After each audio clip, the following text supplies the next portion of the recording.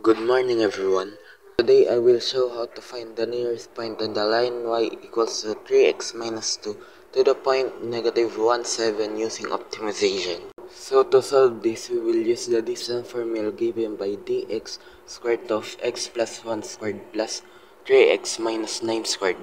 Next, we will expand the term. So d equals to square root of x squared plus 2x plus 1 plus 9x squared minus 54x plus 81. Then combine like terms, d equals to square root of 10x squared minus 52x plus 82. So to remove the square root, we will use the capital D.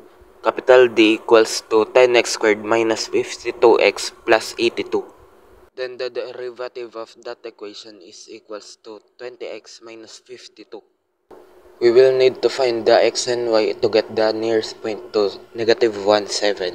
So x is equals to 52 divided by 20 is equals to 2.6.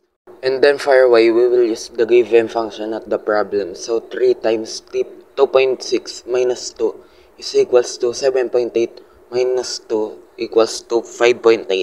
Therefore, the nearest point on the line to negative 1, 7 is 2.6, 5.8.